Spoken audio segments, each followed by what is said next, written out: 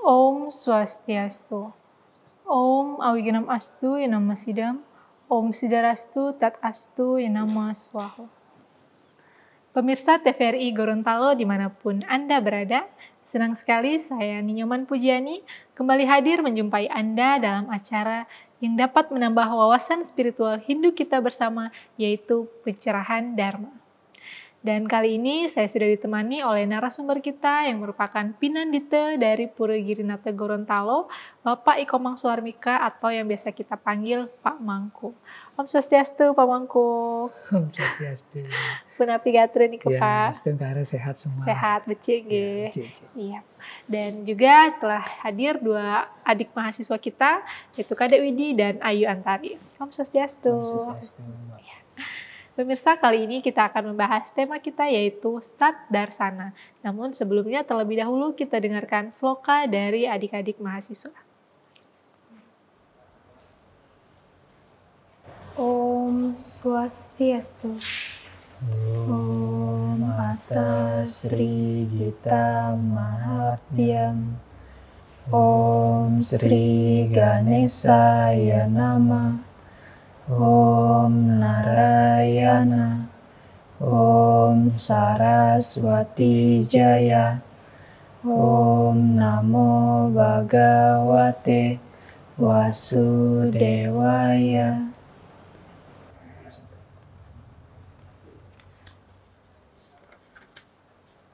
Pembacaan Bhagavad Gita, Bab 7, Sloka 3.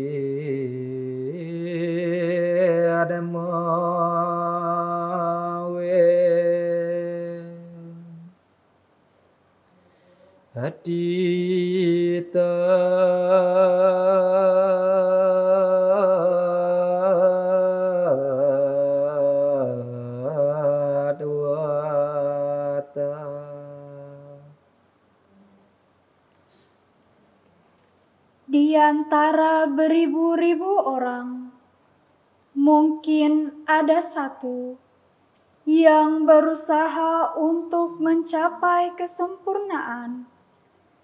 Dan di antara mereka yang sudah mencapai kesempurnaan, hampir tidak ada satupun yang mengetahui tentang diriku dengan yang sebenarnya.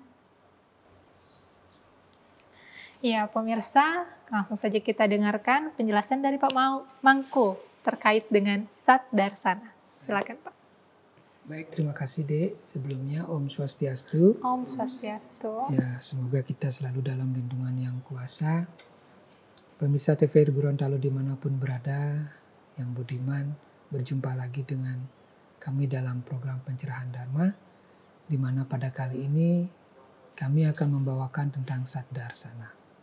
Nah, dalam ajaran-ajaran agama Hindu banyak sekali tuntunan-tuntunan yang bisa kita jadikan pedoman dalam menjalani kehidupan. Karena pada kehidupan kita saat sekarang ini, tuntunan ajaran agama sangat kita butuhkan agar arah dan tujuan kehidupan kita benar-benar tercapai dengan baik. Nah, sekian banyak pustaka suci yang agama Hindu miliki. Ada berbagai cara yang bisa kita pelajari untuk lebih mendalami tentang ajaran-ajaran agama. Nah, salah satunya adalah tentang darsana, di mana darsana ini merupakan harfiah dari pengertian pandangan kita untuk memahami kebenaran itu sendiri. Nah, darsana ini untuk lebih rinci, dapat lebih jelas kita memahami tentang pandangan atau penglihatan kita terhadap kebenaran, itu terbagi menjadi 6 yang disebut dengan Saddarsana. Nah, agar kita lebih dalam lagi tentang mempelajari darsana atau dalam bahasa umum yang saat sekarang ini kita kenal dengan filsafat, tapi sebenarnya sejatinya darsana itu kalau dipandang dengan sistem filsafat barat itu berbeda. Dia lebih fokus darsana ini melihat bagaimana kaidah-kaidah dalam ajaran agama yang lebih mendalam dalam ilmu teologi Hindu. Dia lebih mempelajari dari sisi ajaran kitab suci atau agama dibandingkan dengan filsafat barat yang lebih ke teknologi, implementasi dan aplikasinya. Nah, ini darsana ini lebih menjurus ke dalam tentang ajaran-ajaran agama itu sendiri. Nah, bagaimana kitab-kitab suci ini hadir dari sekian penulisnya, dari sekian pandangan-pandangan orang suci, berdasarkan dari kitab suci, Sruti atau Semerti itu sendiri.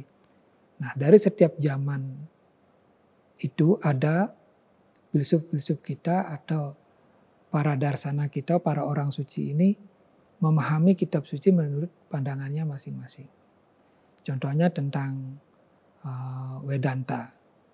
Itu bagian dari Saddarsana yang memandang bahwa dalam meyakini agama Hindu itu ada 2 faktor yang harus kita pahami, yaitu tentang Purusa dan Pradana sebagai siklus kehidupan atau penciptaan. Tanpa ada Purusa atau Pradana dari salah satu tersebut, penciptaan itu tidak terjadi. Nah, untuk lebih mengupas lebih dalam Saddarsana itu akan dibagi menjadi 6 bagian darsana yang kita pelajari agar memahami betul tentang ajaran-ajaran agama yang sifatnya lebih mendalam. Atau umat sedharma ingin mempelajari tentang meningkatkan rohani dan jasmaninya ya, agar lebih memahami tentang ajaran agama sifatnya lebih mendalam, lari ke dalam spiritual. Nanti di situ ada yoga, ya, ada tentang Vedanta, ada tentang Samkhya, Mimamsa, terus ada yang lainnya lah yang merupakan bagian dari Saddarsana. Nah, Saddarsana ini merupakan filsafat Hindu secara agama yang bisa kita pelajari. Satu tentang bagiannya ya, tentang bagian pertama yaitu Samkhya. Bagaimana filsafat Samkhya ini mengajarkan tentang ajaran agama dari pandangan Samkhya. Kedua tentang yoga. Nah, bagaimana yoga darsana ini mengarahkan kita beryoga dengan baik dan benar. Itu filsafat. Yoga itu sebenarnya filsafat. Walaupun dalam praktek kehidupan kita sekarang kan sementara tren nih. Banyak umat manusia melakukan yoga untuk mencari ketenangan. Nah, pada zaman apa yoga itu dihadirkan? Ketiga, Mimamsa. Mimamsa ini juga bagian dari darsana. Pengembangan dari darsana-darsana sebelumnya berdasarkan tarik tahun hadir dari setiap darsana ini juga sangat berkaitan. Ada hubungannya. Gitu ya. Berikutnya ada Nyaya. Darsana. Ya, darsana juga ini tidak terlepas dari darsana-darsana sebelumnya. Berikutnya Vaisesika. Vaisesika darsana ini juga mengupas lebih dalam lagi tentang pemahaman kita terhadap Atman atau roh itu sendiri. Seharusnya bagaimana. walaupun dari setiap aliran atau pandangan darsana ini berbeda, disitulah ada perbandingan kita untuk memahami lebih dalam lagi tentang ajaran agama ya. Yang terakhir adalah Vedanta. Nah, Vedanta darsana ini juga mengajarkan kita bagaimana konsep-konsep dalam memahami Tuhan itu, harfiahnya lari ke dalam diri kita, dekatnya dengan Atman itu, betul mengupas bagaimana seharusnya kita menyikapkan diri terhadap pemahaman kita tentang ketuhanan. Mungkin itu tentang pemabah, tentang darsana itu. Dari keenam itu apa perbedaan masing-masingnya Pak? Mungkin dari Samkhya? Ya, kalau dari Samkhya itu sendiri adalah yang memperkarsai adalah Maharsi Kapila. Ya, dia menulis tentang Samkhya Sutra, di mana ajaran-ajaran dari Resi Maharsi Kapila ini bersifat testik tentang ajaran ketuhanan. Nah, ini juga banyak dikupas dari sisi kitab suci Sruti, ya, dari kitab suci Semerti, ada Itiasa dan Purananya juga.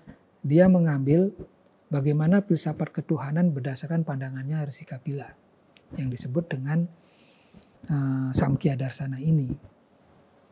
Nah, Samkhya ini merupakan ajaran filsafat yang segala sesuatunya diajarkan tentang realitas dalam kehidupan kita sekarang ini. Karena di dalamnya, dalam aliran Samkhya ini mengakui realitas yang real sebenarnya itu seperti apa, kan gitu. Nah, Samkhya juga menekankan tentang keberadaan Purusa dan Prakrti ini. Dari proses penciptaan itu, Samkhya memandang itu tidak bisa dilepaskan dari dua hal itu. Memang sangat dalam, tapi pada pencerahan Dharma ini Pak Mangku hanya menyampaikan tentang poin-poin tentang dari setiap darsana itu sendiri ya. Nah, kenapa hal tersebut penting dari pandangan Samkhya itu? Karena proses penciptaan itu terjadi ketika dua elemen ini bertemu. Yang kita yakini saat sekarang ini kan, Purusa dan Pradana. Nah, konsep harfiah yang mungkin kita pahami sekarang adalah laki-laki dan perempuan. Dalam lebih tinggi dari dalam ajaran agama kita, bagaimana posisi lingga dengan yoni itu bisa menghadirkan sebuah kehidupan. Gitu loh, itu Samkhya. Nah, dari kitab-kitab Itiasa atau Purana, nah kitab Itiasa ini seperti Mahabharata, ya, seperti Ramayana, Upanishad, itu tentang sejarah-sejarah histori terhadap ajaran-ajaran tentang yang menjadi panutan kita dalam kehidupan kita. Misalnya di Mahabharata, itu kan bagian dari Itiasa. Itu ada 18 parwa yang melahirkan juga dari sabdanya Sang Kresna yang disadur menjadi Bhagawan Gita. Nah, kita secara umum mengenal Bhagawan Gita ini kan istilahnya Pancamaweda. Nah, hasil dari titah-titah Sang Kresna kepada Arjuna itu semua pandangan hidup. Dalam kehidupan manusia seharusnya seperti apa? Makanya konsep Samkhya ini sangat penting mengupas tentang realitas yang sebenarnya yang ada. Makanya realitas bisa terjadi lebih pokok itu ke Purusa dan Pradana itu, Purusa dan Prakrti itu, begitu ya. Nah, berikutnya yoga. Yoga ini dikembangkan oleh Maharsi Patanjali. Maharsi Patanjali mengajarkan tentang bagaimana seharusnya kita bersifat lebih elegan tentang yoga ini. Tentang perjumpaan Atman atau roh itu sendiri terhadap diri kita atau badan kita. Dan kita harus memahami hal tersebut. Bagaimana pengolahan jiwa yang lebih dekat dengan beryoga, itu Resi Patanjali menekankan bahwa roh itu sifatnya sangat universal, sangat bebas. Nah, maka daripada itu, bagaimana kita memposisikan sang Atman ini pada posisi yang tepat. Nah, beryoga itu yang paling sederhana kita awali itu mungkin ketika kita mau sembahyang. Yoga sebelum sembahyang seperti itu Pak ya? Ya, sebelum kita melakukan sembahyang itu atau sebelum kita melakukan puja Trisandiyo, yoga yang paling sederhana itu adalah asana dan pranayama itu. Baik Pak, sebelum lebih jauh lagi kita membahas yoga, kita jeda iklan sebentar Pak ya. Baiklah pemirsa, jangan kemana-mana, kami akan kembali setelah pesan-pesan berikut ini.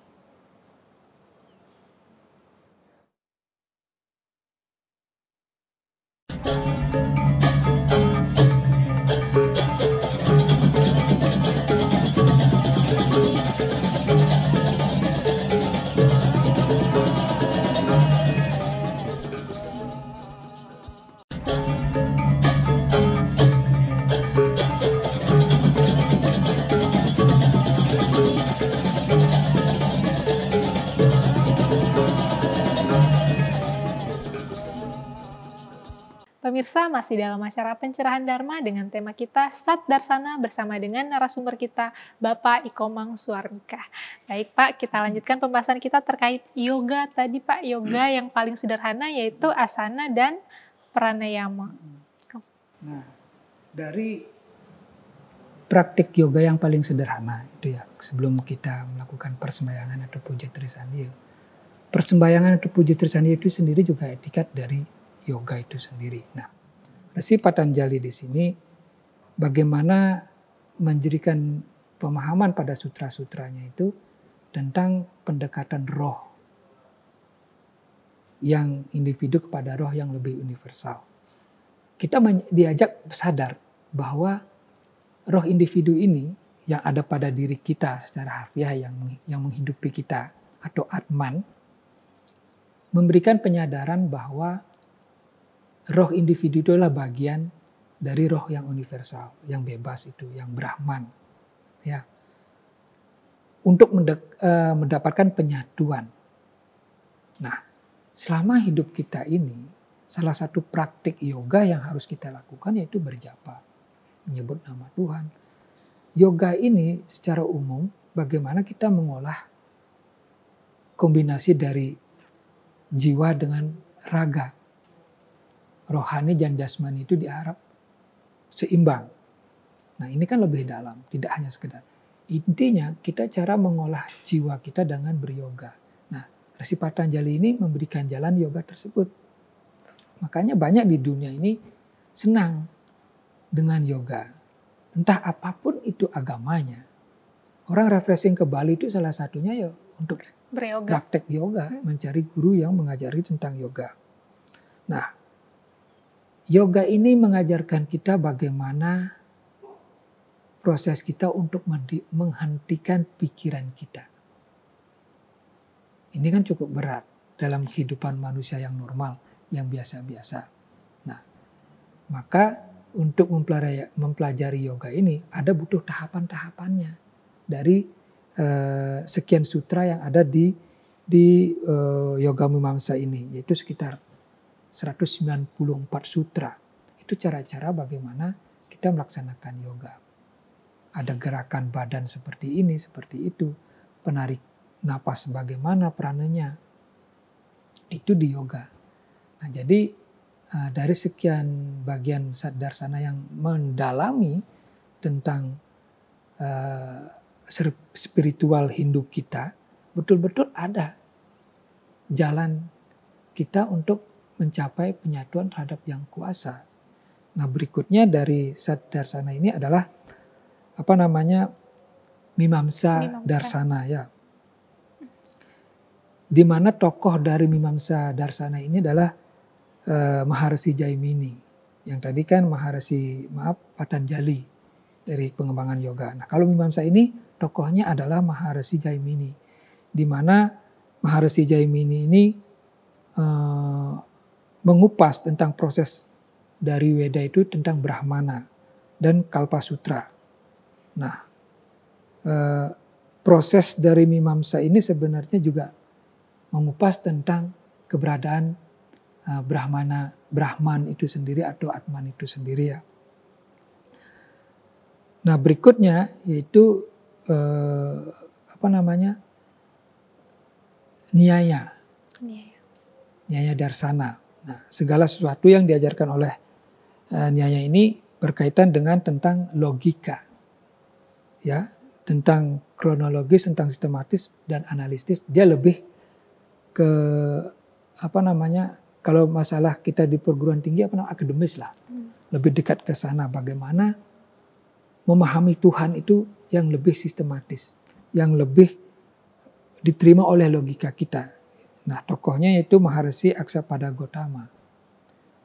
Nah, dari sekian tokoh-tokoh dari Saddarsana ini memiliki cara dan pandangan pemikiran untuk memahami Tuhan dan Atman itu sendiri.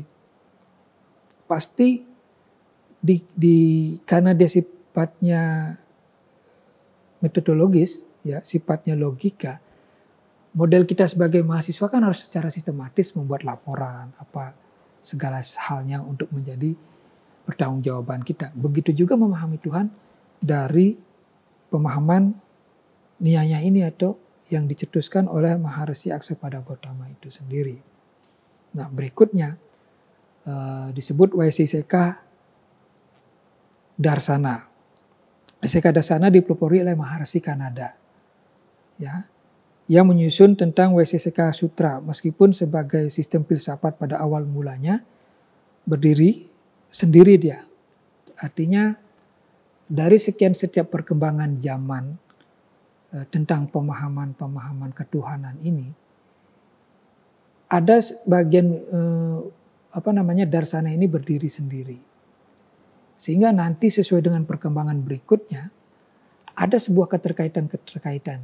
Karena dari setiap maharsi guru ini pasti memiliki murid atau sisya yang mengembangkan tentang pemikiran-pemikiran beliau. Ini kan kalau boleh dibilang aliran-aliran lah. Sehingga di India itu tentang perkembangan filsafat Hindu itu sangat banyak, sangat beragam. Nah, tapi lambat laun ke depan tentang Vaisesika ini ternyata juga dapat pemikiran dari Nyaya Darsana itu sendiri. Mungkin orang-orang suci dulu ya dalam memahami konsep tentang ketuhanan itu halnya seperti saat sekarang juga berkembang, menyesuaikan dengan kala zamannya. Nah, mungkin dari setiap zaman A memiliki pola tentang pemahaman Tuhan tentang Tuhan itu sendiri seperti A itu sendiri. Ketika dia berubah lambat laun pada zaman berikutnya, akhirnya ada pemikiran-pemikiran baru. Makanya ada keterkaitan dari setiap darsana ini.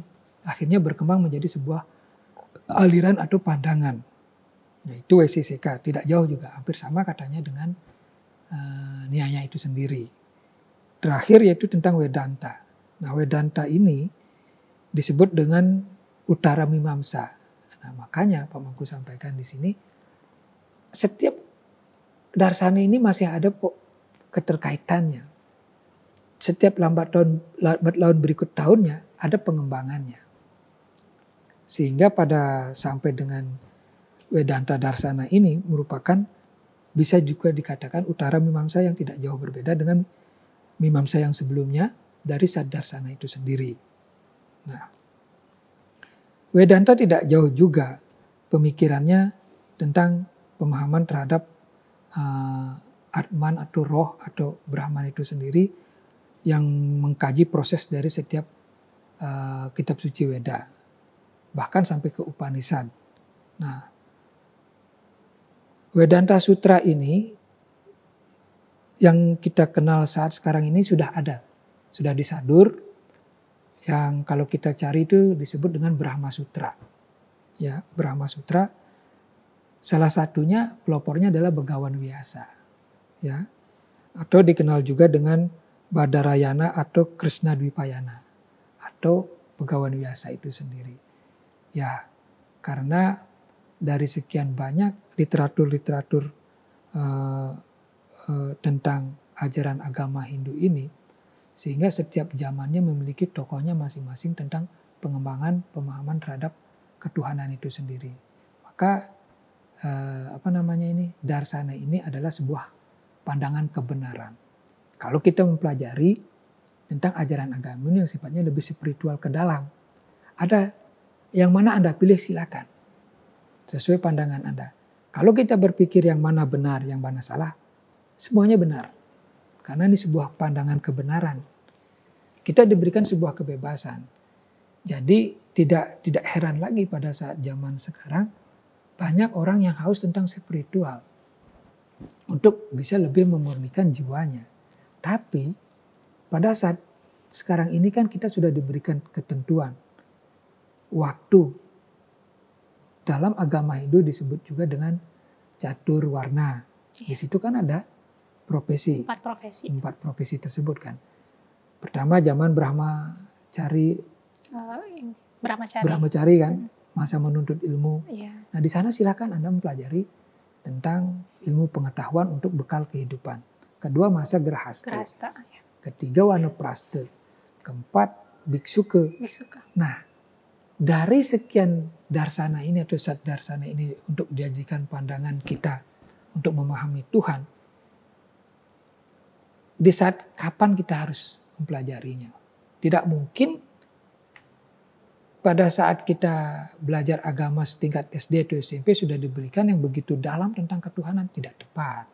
Kan gitu. Begitu juga nanti hal-hal yang sifatnya lebih mendalam tentang spiritualitas itu lebih tepatnya ketika kita sudah mengasingkan diri atau masa biksuka. Artinya lebih untuk memahami diri kita ini siapa. Atman ini di mana. Yang lebih dalam lagi, Atman itu fungsinya bagaimana. Makanya dalam persembahyangan kita kan itu ada pancasembah. Nah, itu filosofinya sangat tinggi. Tidak mungkin para leluhur kita dulu membuat sebuah tatanan aturan tentang persembahyangan tanpa ada makna dan filosofinya. Misalnya sembah pertama kan, sembah kosong. Ya. Kita memang berawal dari yang kosong, sehingga kita diisi.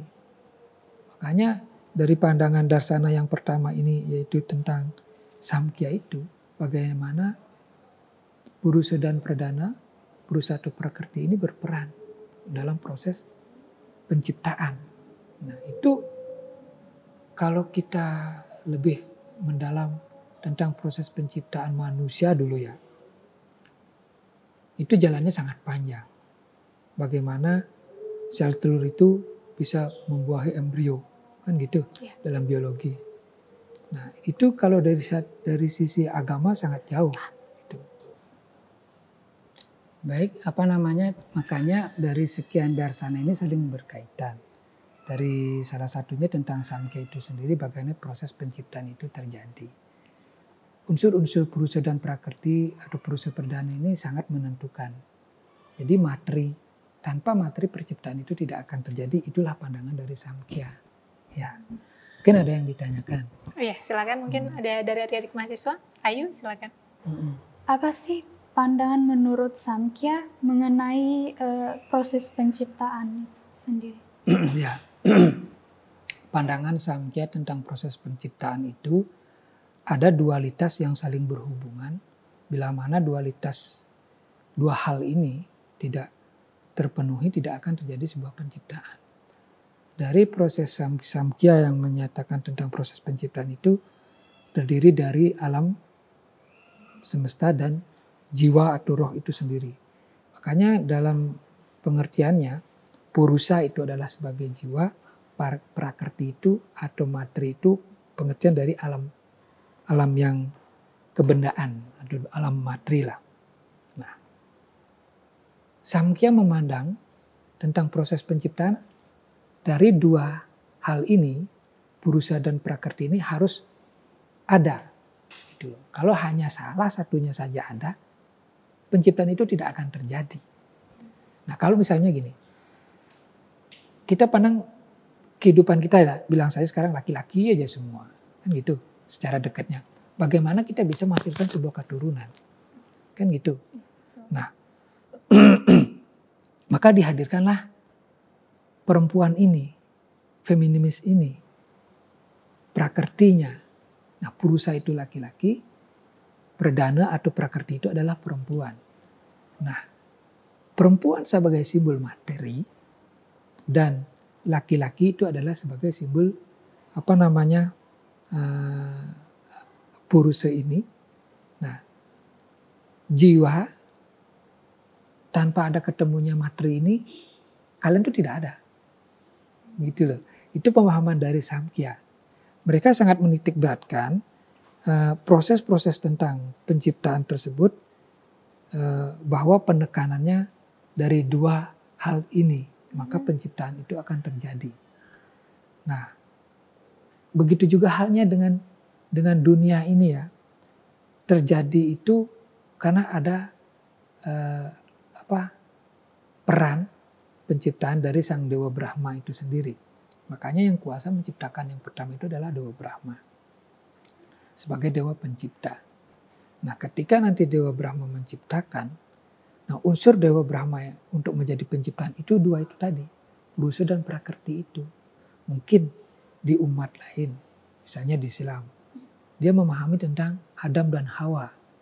Nah, di kita dari pandangan Samkhya itu tentang penciptaan namanya purusa dan prakerti.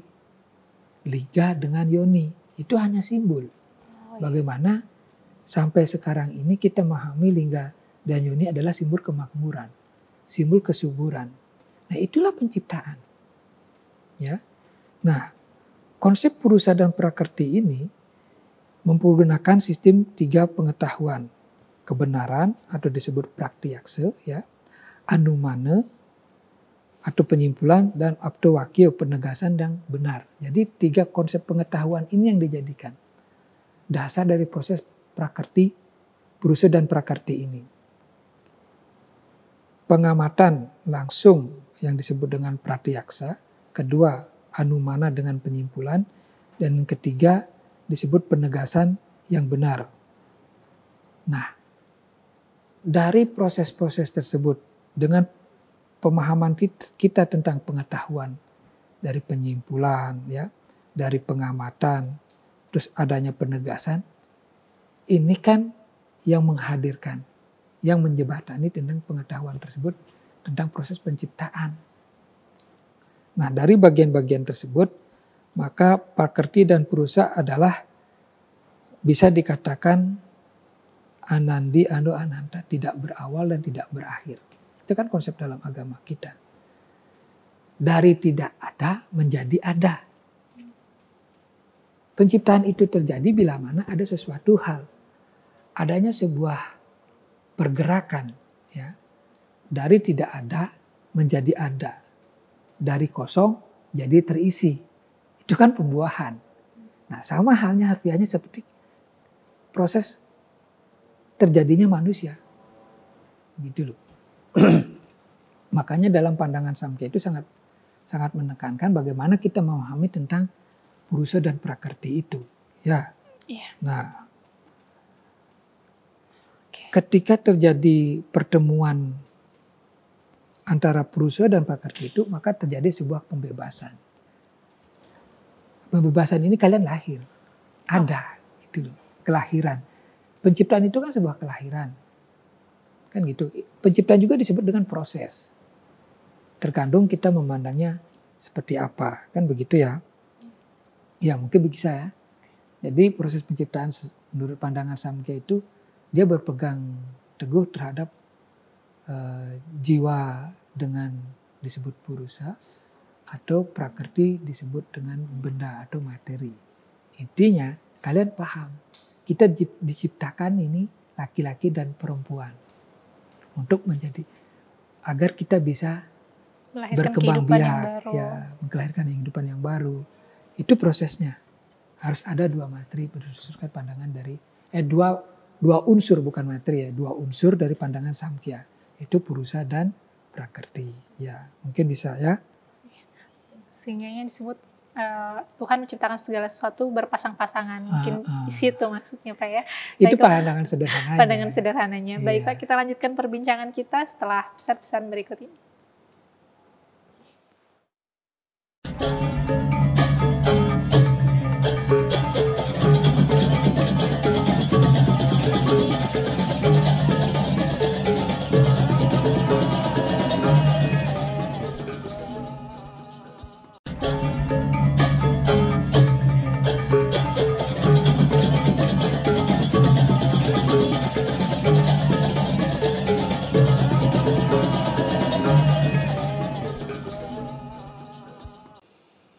Pemirsa, masih dalam acara Pencerahan Dharma bersama dengan narasumber kita, Bapak Eko Mangsuarmika. Dan sebelum kita masuk pada pembahasan, ada pertanyaan mungkin dari Kadek Widi, persilakan. Om Swastiastu, Bang. Om Swastiastu, ya. Nah, sedikit menyimak tadi mengenai yoga darsana, Pak. Nah, situ tadi Pak Mangku kan sempat menjelaskan yoga darsana itu lebih cenderung mendekatkan Atman kita terhadap Atman yang bersifat universal seperti itu kan. Dan juga dapat menenangkan pikiran dengan baik. Nah, di situ saya ingin bertanya sedikit, selain manfaat yang seperti itu, adakah manfaat yang secara langsung di kehidupan kita saat ini di dalam duniawi ini, manfaat dari yoga darsana tadi, Pak? Kalau kita ingin mengetahui dan menyadari apa sih manfaat dari yoga ya, walaupun dia pemahaman kalau kita kupas tentang yoga darsana itu sangat dalam. Manfaatnya adalah pertama dari yoga itu sendiri adalah kita berpikir secara bijak. Tingkah laku kita juga akan dipengaruhi. Efek kepada badan kita akan menjadi lebih sehat. Karena kita mampu mengkoordinir, mengkombinasi bagaimana sih hubungan jiwa dengan badan dari yoga itu sendiri. Sehingga sang Atman ini bisa memperlakukan jiwa dengan baik, memperlakukan badan ini dengan baik. Tapi dari sisi materi yang mendukung dari yoga itu sendiri harus kita penuhi. Dari sisi asupan, makanan apa yang seharusnya mendukung yoga itu lebih baik. Nah, karena materi yang masuk ke dalam tubuh kita itu sangat mempengaruhi dari kualitas yoga kita. Ya. Asupan-asupan yang bagaimana yang bisa mendukung yoga kita lebih baik, yaitu asupan-asupan yang sifatnya satwik. Ya. Kita mampu mengontrol hawa nafsu makan kita. Karena pada saat kita ingin beryoga, ingin mendalami yoga, salah satu kriterianya adalah asupan materi itu sendiri ke dalam tubuh. Jadi jangan hanya tahu di sastranya kita seperti ini tanpa didukung dengan materi asupan yang tepat. Jadi yang dituntut itu yang sifatnya satwik, sifat makanan yang baik. Ya, mungkin kalian bertanya, apa hubungannya dengan vegetarian? Orang sering melakukan yoga, kan gitu. Itu adalah salah satu proses pengendalian hawa nafsu dari sisi materi makanan, asupan dan kebutuhan tubuh kita. Apakah kita dilarang untuk makan asupan daging yang lainnya yang sifatnya lebih memenuhi energi dan kalori kita? Itu diberikan kebebasan pada kita. Gitu loh. Manfaatnya sangat banyak. Satu, pikiran kita lebih tenang. Mengurangi stres. Kan orang sekarang banyak yang stres nih. Ya, menetralisir itu bagaimana kita mampu dalam proses beryoga itu ketiadaan untuk tidak berpikir. Jadi sudah tidak memikirkan apa-apa. Itulah yoga. Kalau kalian mampu seperti itu berarti sudah bisa berkomunikasi dengan jiwamu sendiri. Nah, makanya dengarkan hati. Ya. Dengarkan roh ini, Atman ini untuk membisik. Kan gitu. Nah, untuk mendekati Sang Atman itu makanya pengolahan jiwa itu sangat penting. Salah satunya pemahaman tentang filsafat-filsafat agama, yaitu darsana itu sendiri. Ya, filsafat tentang agama itu disebut darsana. Nah, kalian orang-orang yang sementara menuntut ilmu, bukan hanya untuk orang yang sementara brahmacari saja. Semua tingkatan kehidupan manusia itu butuh yoga. Ya, agar kita lebih bisa menjalani hidup ini dengan baik. Ya, ketika kita mendapatkan sebuah problem atau masalah, paling kita sering disuruh untuk ikhtiar, sering menyebut nama yang kuasa, kan gitu. Ketika kita mendapatkan sebuah masalah, komunikasikan dengan hati, komunikasikan dengan Atman. Paling sederhana, ketika kalian mendapatkan sebuah problem masalah, misalnya ribut itu kan dengan teman atau dengan suami, dengan istri, paling sederhana adalah menghela napas, menarik napas. Itu yoga yang paling sederhana. Pranayama, prana, bagaimana kita mengatur tentang nafas kita, prana, kan gitu. 3 kali setiap puja mantra prana kan ada. Narik apa? Om Ang Nama, menahan Ung Nama, melepaskan Mang Nama, Ang Ung Mang. Jadi diakomodir jadi satu, jadi Aum.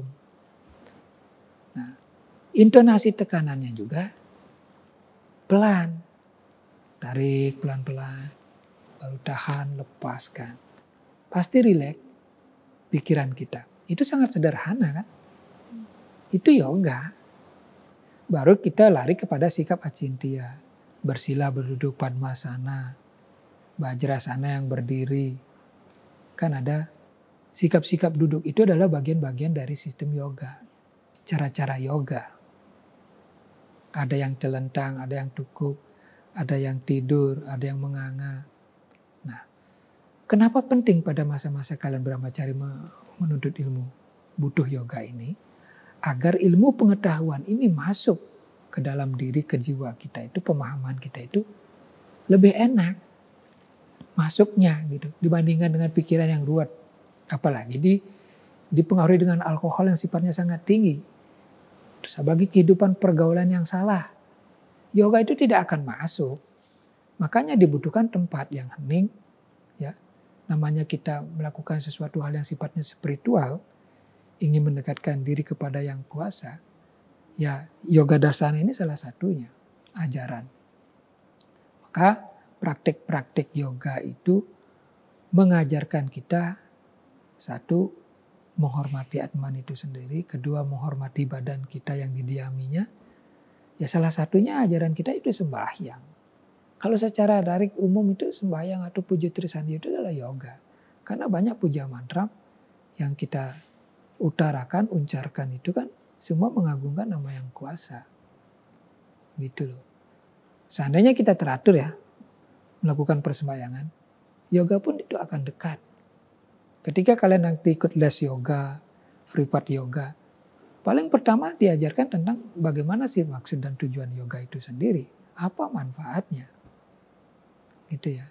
Sehingga orang yang sering beryoga itu, dia lebih bijaksana, pola tingkah lakunya, penampilannya lebih sederhana. Artinya karena dia sudah mampu mengekang ego, ya, mampu mengendalikan dirinya dengan cara yoga, gitu. Jadi masa-masa brahmacari atau menuntut ilmu itu penting juga. Begitu juga di masa grahasta, wanaprastha itu pasti diawali dengan yoga itu sangat baik. Makanya sering-seringlah berjapa dengan intonasi tekanan penarikan napas. Entah dewa apa yang mau kita puja, entah Dewi Saraswati kah, Ganesha kah, ya kalau pingin misalnya kita di pemerintahan, ya pujalah Dewa Indra, kan gitu. Kalau kita ingin mendapatkan ilmu pengetahuan yang lebih, ini pujalah Dewi Saraswati. Sudah ada jalannya masing-masing. Caranya darsana kan mendekatkan diri atau memahami tentang pandangan ketuhanan atau kebenaran itu sendiri. Darsana ini bukan jalan. Pandangan-pandangan para maharsi ini, Maharishi Jaimini, ya, Sarsi siapa yang memiliki pandangan itu, memberikan tuntunan kepada kita sebagai umatnya agar dapat menjalani kehidupan ini dengan baik. Silakan mau pilih jalan jaya yoga kah, jalan WCCK kah, jalan Samkhya kah, jalan Mimamsa kah, untuk memandang pemahaman tentang ketuhanan. Kalau lebih spesifik lagi, ya nanti sudah banyak dijabarkan bagaimana kita mengolah budi, ahamkara, ya, bagaimana yang kapan saatnya kita memperlakukan budi ini, gitu loh. Mungkin dulu kita pernah dengar ya, pelajaran kita di SD.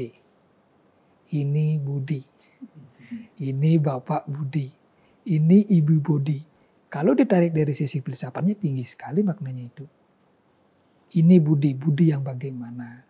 Biar kalian tahu, paham. Kamu tuh memiliki budi yang luhur. Nah, kan gitu misalnya.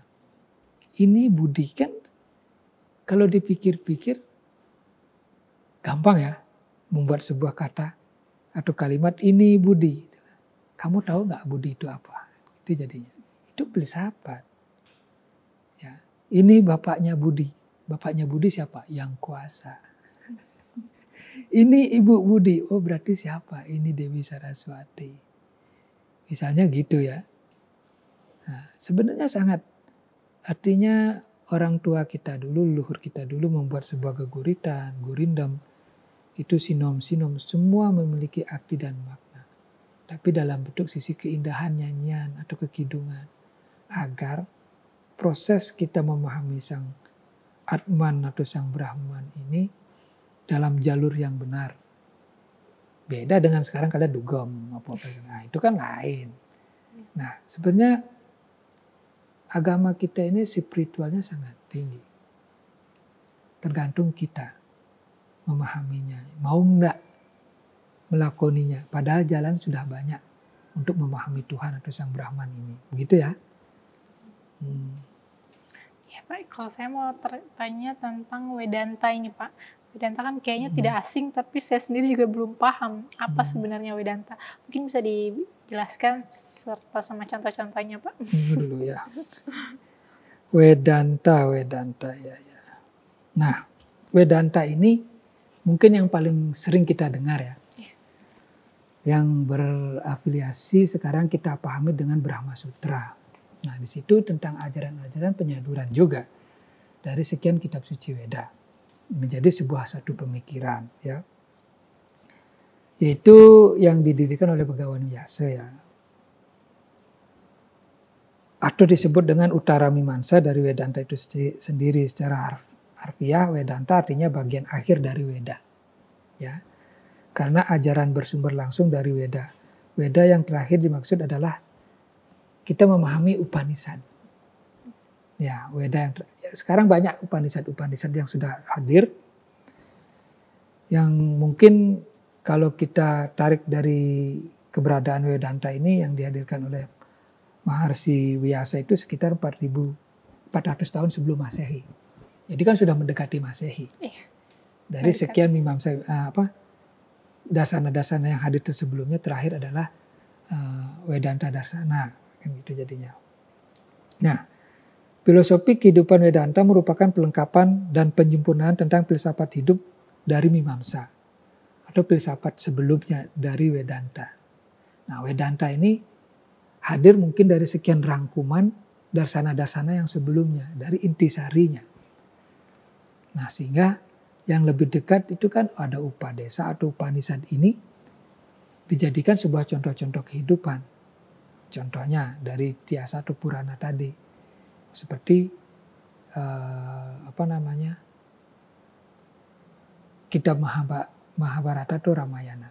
Kita bisa mengambil contoh-contoh kehidupan dari kisahnya Rama. Kan gitu, bagaimana Rama lahir atau Rama hadir, kedua orang tuanya seperti apa. Berikutnya kenapa dia diasingkan.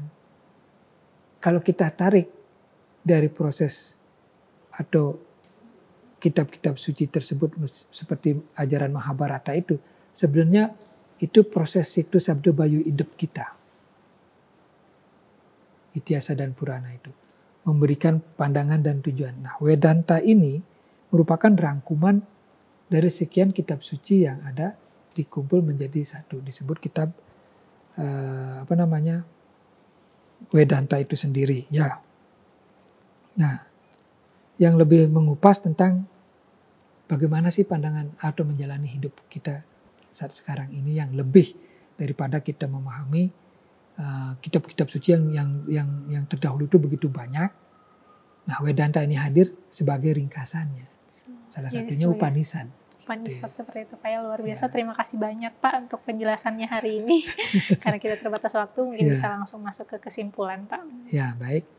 Dari kesimpulan pertemuan kita hari ini tentang memahami Saddarsana adalah pandangan-pandangan tentang kebenaran atau penglihatan kita dari ajaran kitab suci Weda, dari sekian para tokoh dari Saddarsana ini memberikan jalan atau aliran yang bagaimana kita mau jadikan pandangan spiritual untuk memahami Tuhan dan bagaimana proses penciptaan itu terjadi. Maka Darsana ini adalah salah satu jalan pemahaman ilmu pengetahuan untuk dapat kita ketahui tentang proses penciptaan atau tentang proses Atman atau Brahman itu sendiri. Mungkin itu ya. Terima kasih banyak Bapak atas penjelasannya.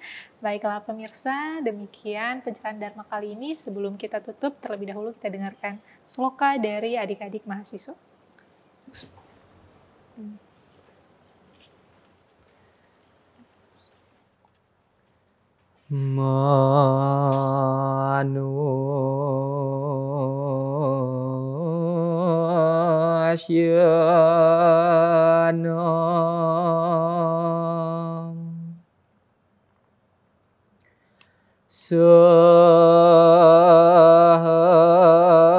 Sahasresu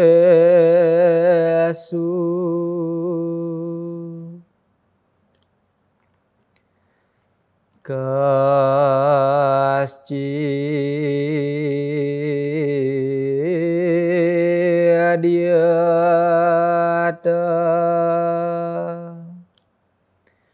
hasisi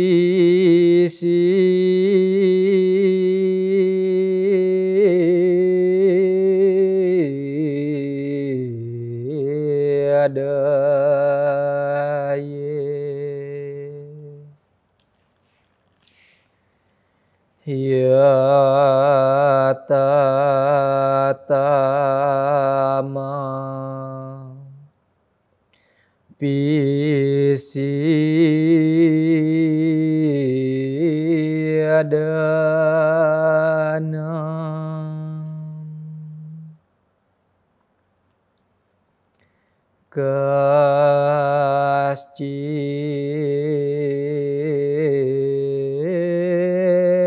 anamawe hatatwa